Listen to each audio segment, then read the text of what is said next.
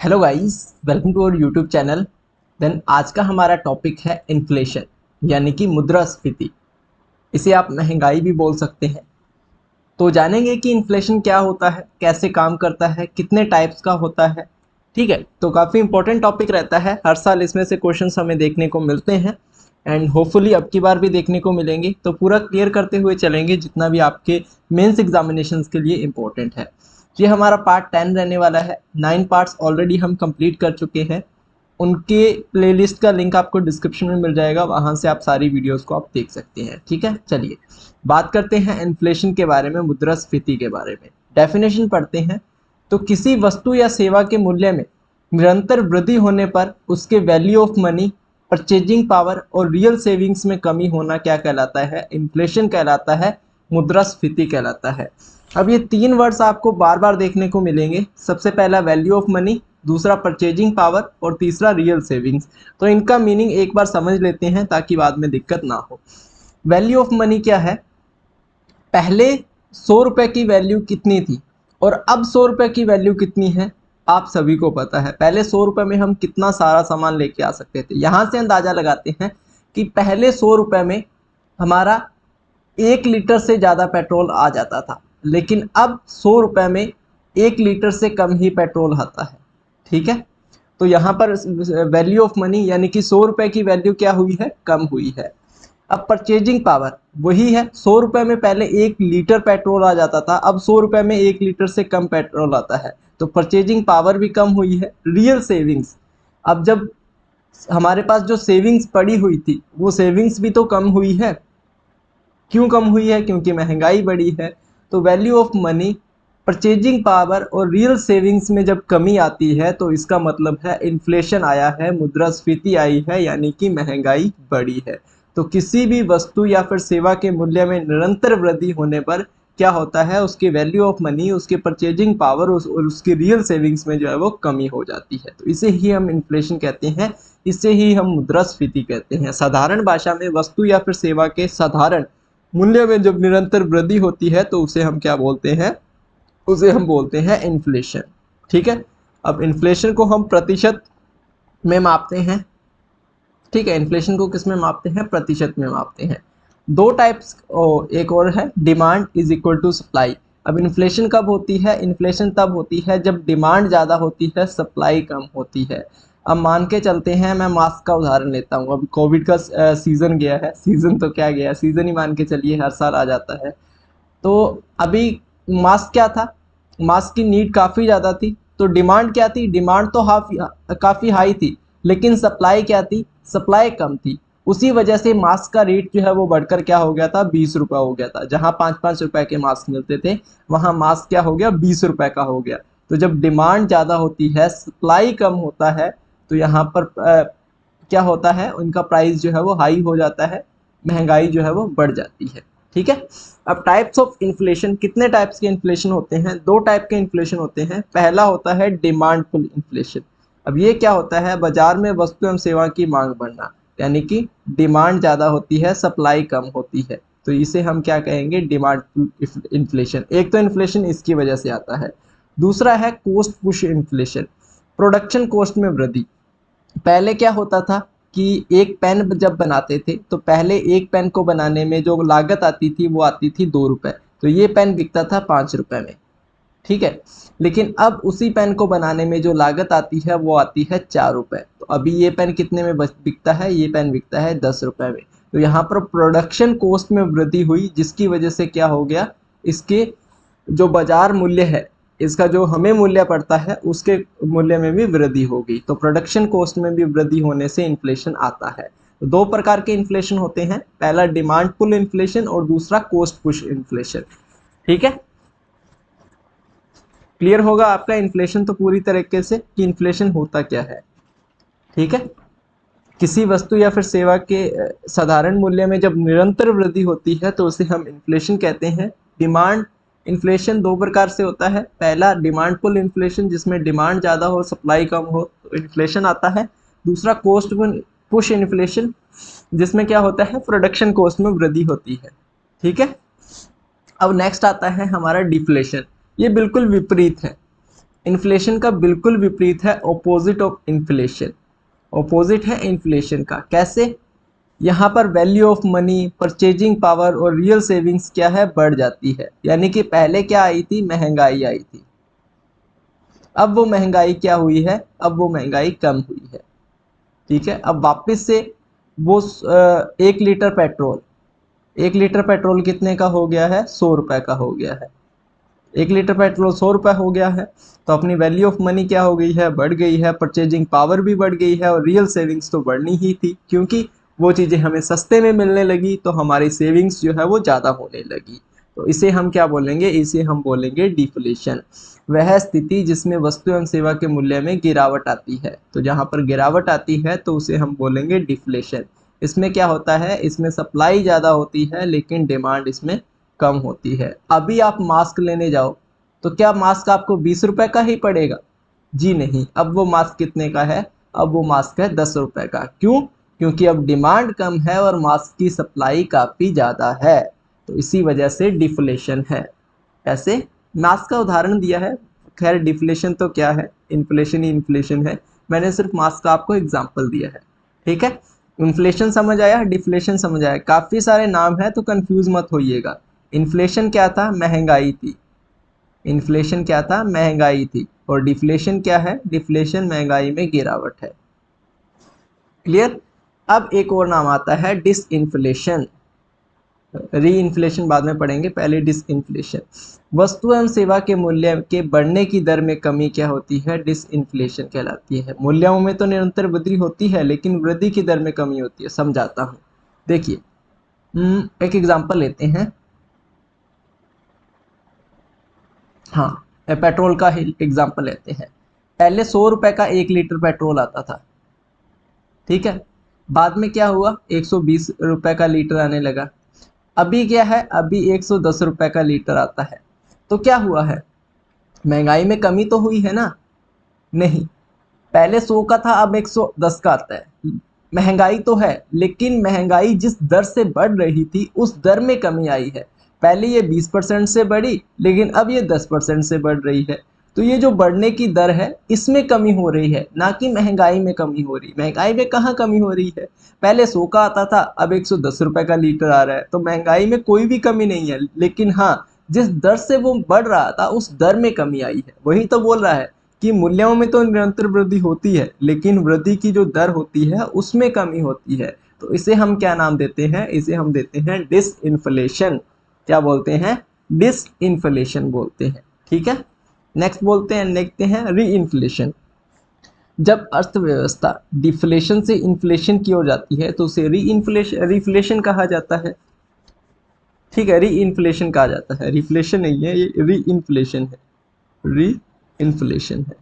ठीक है, इसका रट्टा मार लीजिए और ये याद रखिए कि जब हमारी इकोनॉमी डिफ्लेशन से इन्फ्लेशन की ओर जाती है तो उसे क्या बोलते हैं, उसे री इन्फ्लेशन कहते हैं। ठीक है, उसे हम क्या बोलते हैं, उसे देखिए, पहले चीज़ें सस्ती थी, फिर चीज़ें क्या होने लगी, महंगी होने लगी। अब बीच की ये जो प्रोसेस है ना, यहाँ पर सस्ते से महंगी की ओर जा रही है, इस प्रोसेस को हम कहते हैं री इन्फ्लेशन। ठीक है, अब एक नाम आता है रिसेशन। रिसेशन यानी कि आर्थिक मंदी। जब अर्थव्यवस्था में जीडीपी लगातार 2 तिमाही तक नेगेटिव बनी रहती है तो उस स्थिति को आर्थिक मंदी कहा जाता है।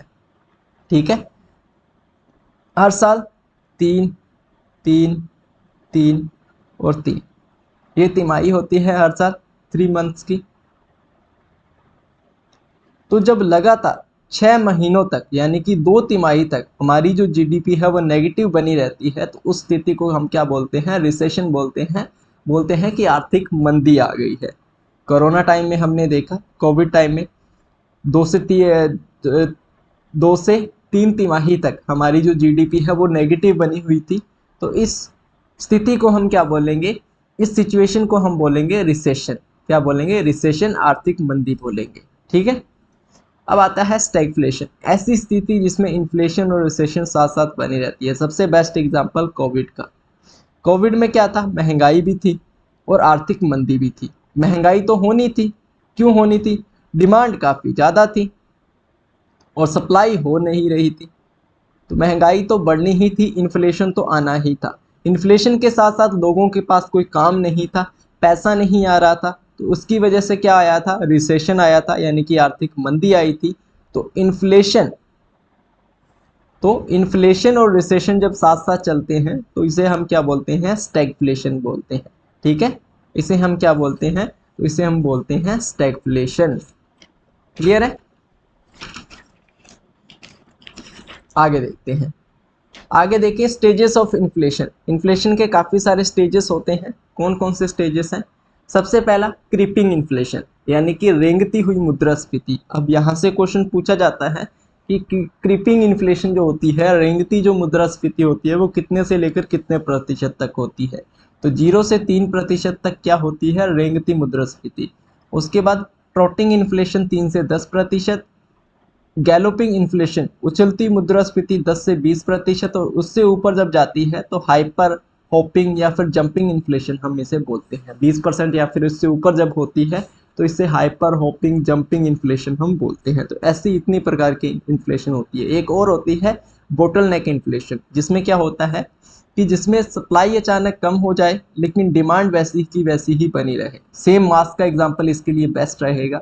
मास्क क्या हुए थे, एकदम इनकी जो डिमांड है, एकदम इनकी जो डिमांड है वो बढ़ गई थी, लेकिन सप्लाई एकदम से कम हो गई थी। सप्लाई कम हो गई थी क्यों? क्योंकि पीछे से आ ही नहीं रहे थे, तो सप्लाई तो कम होनी थी।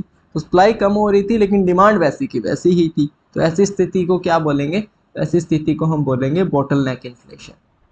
ठीक है, अब इनको कैलकुलेट भी तो करना होता है। जो इन्फ्लेशन होती है, पता कैसे लगेगा कि कौन सी इन्फ्लेशन कैसी है? कैसे पता लगाएंगे कि इन्फ्लेशन है या फिर नहीं है? क्या हम ये मान के चल सकते हैं कि अभी पेट्रोल के प्राइजेस जो है वो 110 रुपये है तो इन महंगाई है, पहले 90 रुपये हुआ करते थे, अब 110 रुपये है तो महंगाई है? हम तो तभी मानेंगे जब पेट्रोल के प्राइजेस 75 रुपीज़ हो जाएंगे, तब मानेंगे कि महंगाई नहीं है। तो ऐसा नहीं है यार, किसी एक चीज़ के महंगा होने से महंगाई को कैलकुलेट नहीं किया जाता। इसके लिए कुछ रूल्स एंड रेगुलेशंस होते हैं, उनको फॉलो किया जाता है। क्या रूल्स एंड रेगुलेशन है और क्या तरीके हैं जिनसे इनको कैलकुलेट किया जाता है, वो देखते हैं। Calculation inflation. ठीक है, इन्फ्लेशन को कैलकुलेट कैसे करते हैं वो देखते हैं। दो प्रकार के इंडेक्स होते हैं। सबसे पहला आता है होलसेल प्राइस इंडेक्स, जिसे हम बोलते हैं WPI। ठीक है, इसका बेस ईयर माना गया है 2011-12। ठीक है, इसके बेस ईयर में बोला गया है, इसको 100 पॉइंट्स दे दिए गए हैं कि बेस ईयर में इसके 100 पॉइंट्स थे। अब आने वाले जितने भी सालों में महंगाई बढ़ेगी घटेगी, उसके हिसाब से इनको पॉइंट्स दे दिए जाएंगे। इसको पब्लिश कौन करता है? तो ministry of commerce and industry, office of economic adviser द्वारा इसको पब्लिश किया जाता है। ये सिर्फ और सिर्फ गुड्स पर कैलकुलेट होता है, यानी कि ये सिर्फ और सिर्फ वस्तुओं पर कैलकुलेट होता है। ठीक है, कितनी प्रकार की? तो इसमें टोटल आर्टिकल रखे गए हैं 697। अब इन 697 में प्राइमरी जो आइटम्स है, आर्टिकल्स है, वो 117 है। फ्यूल एंड पावर के 16 है, और मैन्युफैक्चर जो प्रोडक्ट्स है वो 564 है। इन सारे प्रोडक्ट्स, इन सारे आर्टिकल, यानी कि 697 आर्टिकल में, आर्टिकल के प्राइस में अगर वृद्धि होती है, इन 697 आर्टिकल के प्राइजेस में अगर वृद्धि होती है, तब हम बोलेंगे कि इन्फ्लेशन आया है। अगर इनमें से किसी भी आर्टिकल में वृद्धि नहीं होती है प्राइस में, तो मतलब इन्फ्लेशन नहीं है। ठीक है, अब उसके बाद आता है एक और CPI, कंज्यूमर प्राइस इंडेक्स। ठीक है, अब यार जब WPI था सबसे पहली बात, तो CPI को लाने की क्या ज़रूरत? तो मैंने आपको बता दिया कि WPI जो है वो सिर्फ और सिर्फ गुड्स पर कैलकुलेट रहता है। अब ऐसा तो नहीं है कि सिर्फ और सिर्फ गुड्स ही महंगे होंगे, सर्विसेज भी तो महंगी होंगी। तो इससे कैलकुलेट किया जाता है गुड्स एंड सर्विसेज दोनों पर। 2011-12 इसका बेस ईयर है, और इसको पब्लिश करता है नेशनल स्टैटिस्टिक ऑफिस, यानी कि NSO। ठीक है, NSO द्वारा इसे कैलकुलेट जो है वो किया जाता है। इसमें 908 आइटम्स कवर किए गए हैं, जिसमें रूरल के 448 हैं और अर्बन के 460 हैं। कंबाइंड रूरल एंड अर्बन दोनों के। ठीक है, 908 आर्टिकल्स है टोटल, तो इन पर कैलकुलेट किया जाता है। काफ़ी सारे क्वेश्चंस पूछे गए हैं। सबसे पहला क्वेश्चन यही था कि WPI या फिर CPI का बेस ईयर क्या है? 2011-12। WPI किस पर कैलकुलेट होता है? तो गुड्स पर। CPI किस पर होता है? गुड्स एंड सर्विसेज पर। WPI को कौन पब्लिश करता है? Office of economic adviser. CPI को कौन पब्लिश करता है? तो NSO। इस प्रकार से इन सब को जो है वो पब्लिश किया जाता है। ठीक है, एक बार रिवाइज कर लें सबका। ठीक है, यहाँ पर एक पूरा पेज था, वो देखते हैं। ये था, मैं इसको साफ कर देता हूँ, उसके बाद थोड़ा सा रिवाइज करते हैं और इसको ख़त्म करते हैं। ठीक है,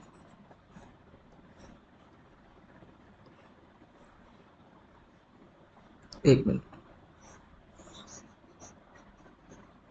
तो पहला क्या था? पहला हमारा था इन्फ्लेशन। पहला क्या था? इन्फ्लेशन। इन्फ्लेशन का मैंने आपको क्या बताया था? वस्तु एवं सेवा के जब साधारण मूल्य में वृद्धि होती है, निरंतर वृद्धि होती है, वस्तु एवं सेवा के साधारण मूल्य में निरंतर जब वृद्धि होती है तो क्या बोलते हैं? इन्फ्लेशन बोलते हैं। इन्फ्लेशन डिमांड जब बढ़ती है, सप्लाई जब कम होती है तब आती है, और या फिर प्रोडक्शन कॉस्ट में जब वृद्धि होती है तब आती है। ठीक है, दो प्रकार की होती है, डिमांड पुल इन्फ्लेशन और कॉस्ट पुश इन्फ्लेशन। दूसरा हमारा आया था डिफ्लेशन। डिफ्लेशन, ठीक है, डिफ्लेशन में क्या था? इन्फ्लेशन का बिल्कुल उल्टा, सप्लाई ज़्यादा होती है, डिमांड कम होती है, तो उस चीज़ का जो प्राइस है वो कम हो जाता है। इन दिनों में एक चीज़ बताई थी मैंने, value of money, purchasing power, और क्या था? Real savings. इनमें तो, इन्फ्लेशन में तो इनमें क्या होती है? कमी होती है, और डिफ्लेशन में इनमें क्या होती है? वृद्धि होती है। उसके बाद था डिसइन्फ्लेशन। डिसइन्फ्लेशन, अब डिसइन्फ्लेशन में क्या था? वस्तु एवं सेवा के मूल्य में बढ़ने की दर में कमी होती है, यानी कि पहले 20% से बढ़ रहा था, अब वो महंगाई 10% से बढ़ रही है। कम नहीं हुई है, महंगाई तो है, लेकिन उसके जो बढ़ने की दर है उसमें कमी आ गई है, तो उसे हम क्या बोलेंगे? डिसइन्फ्लेशन। उसके बाद था री इन्फ्लेशन। ठीक है, इसमें क्या था? जब अर्थव्यवस्था डिफ्लेशन से इन्फ्लेशन की ओर जाती है, यानी कि सस्ती से महंगाई की ओर जाती है, तो इसे हम बोलते हैं री इन्फ्लेशन। उसके बाद आ गया रिसेशन, यानी कि आर्थिक मंदी आ गई। आर्थिक मंदी क्या होती है? जब जीडीपी लगातार दो तिमाही तक नेगेटिव बनी रहती है, नेगेटिव बनी रहती है, तो उसे हम क्या बोलते हैं? रिसेशन बोलते हैं। स्टैगफ्लेशन क्या होता है? उसके बाद एक नाम था स्टैगफ्लेशन। स्टैगफ्लेशन क्या होता है? जब इन्फ्लेशन प्लस रिसेशन एक साथ चलते हैं, जैसे कि कोरोना टाइम, तो उसे हम क्या बोलते हैं? उसे हम बोलते हैं स्टैगफ्लेशन। तो ये था आपका पूरा कंप्लीट। होपफुली वीडियो आप सभी को पसंद आई होगी। अगर वीडियो पसंद आई है तो वीडियो को लाइक एंड चैनल को सब्सक्राइब जरूर कर दीजिएगा। ऐसी ही और वीडियोस और पार्ट्स बैंकिंग अवेयरनेस के आपके लिए लेके आता रहूँगा। उसके लिए बने रहिएगा, चैनल को सब्सक्राइब कर लीजिएगा। बाकी मिलते हैं नेक्स्ट वीडियो में, तब तक के लिए good luck and have a nice day.